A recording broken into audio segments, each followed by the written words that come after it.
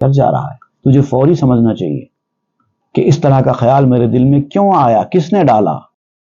اگر تو اللہ کی پناہ میں رہے گا, اس کی مدد و نصرت حاصل رہے گی, تجھے فوری پتہ چل جائے گا کہ یہ شیطانی وسوسہ ہے. غرہ گشتی زیں دروغیں پر و بالے کو کشت سوئے وبال. یہ جو تیرے پر ہے نا, جو استعمال کر کے تو اڑتا ہے اور مغرور ہو جاتا ہے, اسی پر و بال کی وجہ سے, اسی بالوں پر کی وجہ سے تجھے غرور حاصل ہو رہا ہے. وہ بالوں پر کیا ہیں؟ جھوٹے بالوں پر, فالس. کیا ہیں؟ آرزویں, لالچ, دنیاوی مال و متاع, عزت, نام, دنیا میں جو جو چیزیں حاصل ہیں جس کی مدد سے آپ زندگی گزار رہے ہیں, یہ سب آپ کے بالوں پر ہیں اور یہ سب فالس ہیں. پر و بالے کو کشت سوئے وبال, یہ وہ بالوں پر ہیں جس کی مدد سے تم اڑ رہے ہو, فیدرز, جس کی مدد سے تم اڑ رہے ہو, یہ تجھے مصیبت کی طرف کھینچ کے لے کے جا رہے ہیں. پر سبک دارت در بالا کنت چون گلالودش گرانی ہاکنت. یاد رکھو, جو آدمی وزن ہوتا ہے وہ زیادہ اوپر تک اڑ نہیں پاتا. اگر اڑنا ہے تو ہلکے رہنا ہوگا. جو ہلکے پر رکھتا ہے وہ اوپر جاتا ہے. جس کی آرزویں کم ہوتی ہیں وہ ترقی کرتا ہے. جس کو نام, نمود, دولت, مال زیادہ حاصل نہیں ہے وہی آدمی ترقی کر پاتا ہے. جس کے پاس زیادہ شان, شوکت, مال, نام, عزت, خواہشیں, آرزویں, یہ سب کچھ رہیں گی, یہ وزن ہے جو تمہارے پروں کے اوپر ہے, تمہیں اوپر اڑنے نہیں دے گا. یہ ساری مٹی کی چیزیں ہیں جو وزن ڈال کر آپ کو مٹی کی طرف کھینچ کر لے کے جاتی ہیں. ایکسیلریشن ڈیو ٹو گریوٹی کھینچ لیتی ہے آپ کو نیچے کی طرف. ہلکے پر رکھو, کچھ نہ رکھو اپنے پاس, اس کے بعد دیکھو کیسے اڑتے ہیں. جود کن پرا گلالودا مکن لے گوشت کر شدو پندم کہن. کوشش کرو, یہ اپنے پروں کو ہلکے سے ہلکا رکھنے کی کوشش کرو. زیادہ مٹی بھرا سامان اپنے ان پروں کے اوپر مت ڈالو, ورنہ کیا ہوگا, جب تک یہ سامان زیادہ ہوگا اچھی باتیں تمہاری کان کے اندر بھی داخل نہیں ہوں گی. کان بہرے ہو جاتے ہیں ایسے لوگوں کے, اور نصیحتوں کو سن کر تم مذاق اڑاؤ گے. اس طرح کے جو لوگ ہوتے ہیں جن کے پر وزن ہو گئے ہیں, جو اڑنے کے قابل نہیں ہیں, ان کا معاملہ آپ دیکھیں گے ایسی. آپ ان کو اچھی بات بتائیں, وہ آپ کا مذاق اڑائیں گے. جاؤ میاں جاؤ, یہ باتیں ہم کو مت سناؤ, یہ سب ڈھکوس لے, ان باتوں میں کچھ نہیں دھرا. اصل زندگی ہماری ہے, دیکھو ہم کتنے آرام میں ہیں, دیکھو تم کتنی مصیبت میں ہیں, ہمارے پاس یہ ہے, ہمارے پاس وہ ہے, تمہارے پاس کیا ہے؟ اسی لیے تمہارے پاس کچھ نہیں ہے, اسی لیے تم ایسی باتیں کر رہے ہو. اور حقیقت میں وہ, اگر آپ کے پاس بھی اتنا سب کچھ آ جائے گا تو آپ کو بھی یہ باتیں سمجھ میں نہیں آئیں گی, پھر آپ کے بھی کان بھرے ہو جائیں گے. پند داد قصہ عاشق را بسے آجلے بے درد ہم چوں خقن سے. یہ جو بات نکل گئی ہے یہ بہت کام کی ضرور ہے, نصیحتیں کام کی ضرور ہیں, لیکن اس عاشق کے واقعے کی طرف ہم لوٹ کے آتے ہیں, ان باتوں کو یہیں پر روک دیتے ہیں. ہوا کیا, اس آدمی نے اس عاشق کو بہت سی نصیحتیں کی تاکہ وہ بخارا نہ جائے. وہ شخص ایسا تھا جیسے خخنخ جیسا, بے درد, ملامت کرنے والا. خخنس اصل میں ایک پرندے کا نام ہے, بتایا جاتا ہے. یہ خخنس ایک گریک ورڈ ہے اصل میں. اس کو فارسی میں آتش زن کہتے ہیں.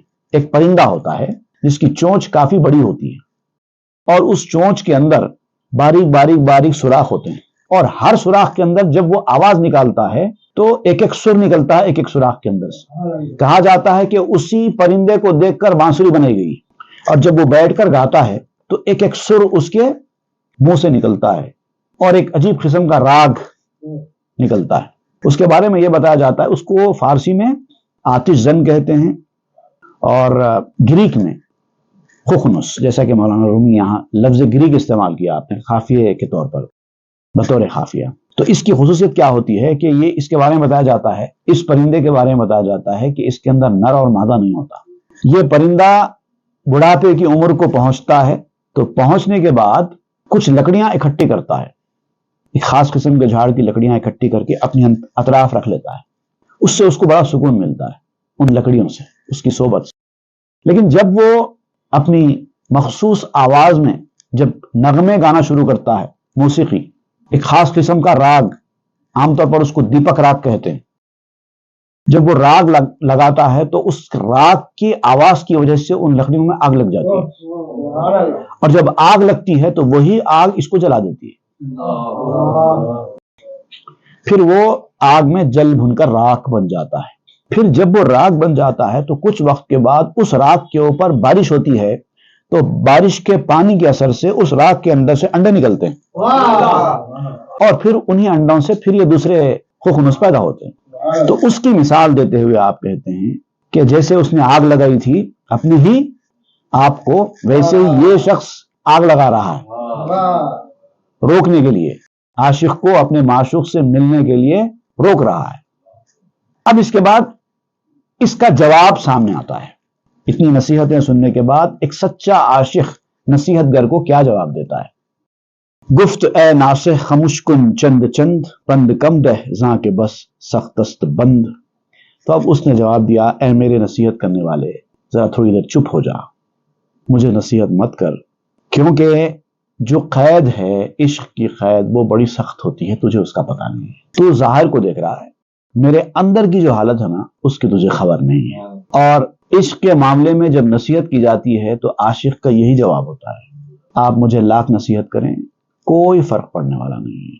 حسید بردہ میں امام بوصیری نے بھی اس کا ذکر کیا ہے، ما حسن النصح لکن لست اسمعه ان المحب عن العزال فی صمم. جو محبت کرنے والا ہوتا ہے وہ نصیحت کروں کی نصیحت کو کوئی اہمیت نہیں دیتا، وہ نصیحت کرنے والا اس کو نصیحت کرتا رہتا ہے تو وہ ان کے سامنے ایسا ہوتا ہے جیسے کہ بہرا، سنتا ہی نہیں.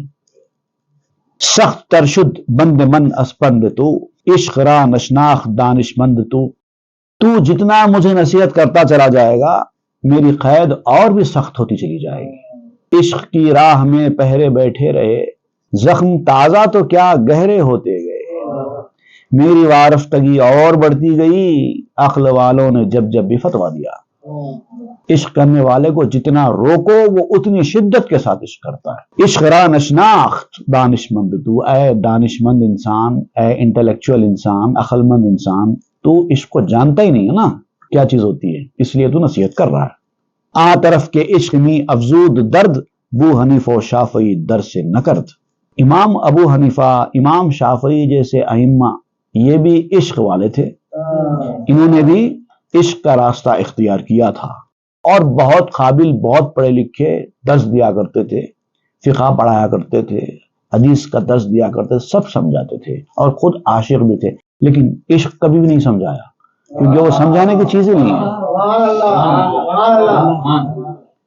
اس کو سمجھایا ہی نہیں جا سکتا. جس نے عشق کیا ہے اسی کو پتا ہے کہ عشق کیا چیز ہے، اس کے لیے کوئی الفاظ ہی نہیں ہے. وہ خود عشق کو برداشت کرتے ہیں، اس کا اظہار نہیں کر پاتے. اب یہاں پر ایک شعر میرا موضوع ہو گیا، مثنوی میں نہیں ہے، لیکن چونکہ امام ابو حنیفہ، امام شافعی کا تذکرہ آ گیا تھا تو میں نے بھی ایک شعر یہاں پر بٹھا دیا ہے. ابن حنبل تازیانہ ہائرہ، می تحمل کرد از بہر ولا. امام احمد بن حنبل کو دیکھو کہ انہوں نے کس لیے اتنے کوڑے برداشت کیے، عشق ہی کی وجہ سے تو کیے. اگر وہ عشق نہ ہوتا تو اتنے کوڑے کیوں برداشت کرتے؟ تو مکن تحدید از کشتن کے من، تشنہ زارم بخون خیشتن. عاشق کو قتل سے بھی مت ڈراؤ، تو جائے گا تو تیرا قتل ہو جائے گا، یہ بھی مت کہو، کیونکہ وہ قتل سے بھی نہیں ڈرتا، کیونکہ وہ تو اپنے ہی خون کا پیاسا ہوتا ہے، اسی کو تو سچا عاشق کہتے ہیں. عاشقارہ ہر زمانے مردنیس، مردن عشاق خود یک نو نیست. عاشقوں کی تو زندگی میں ہر وقت ایک نئی موت ہوتی ہے، وہ ایک موت سے کہاں ڈرتے ہیں، ہر وقت ایک نئی موت ہوتی ہے، اور ان کی موت ایک قسم کی نہیں ہے.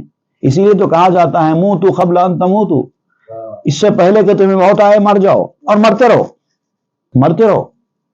عاشق اپنی زندگی میں مرتا ہی رہتا ہے، ہر قدم پر مرتا ہی رہتا ہے، اور کئی قسم کی موتیں ہوتی ہیں عاشق کی، اسی کو تو سچا عاشق کہتے ہیں. عاشق کی موت کی اقسام اور اس کی نوعیتوں کے بارے میں بھی بہت کچھ لکھا گیا ہے. میں زیادہ تفصیل میں گئے بغیر خالی آپ کو یہ بتاتا ہوں. مختلف رنگ ہوتے ہیں عاشق کی موت کے. ایک موت کو کہتے ہیں لال موت، عاشق کی ایک لال موت ہوتی ہے. اور اس لال موت کس کو کہتے ہیں؟ جب وہ اپنے نفس کی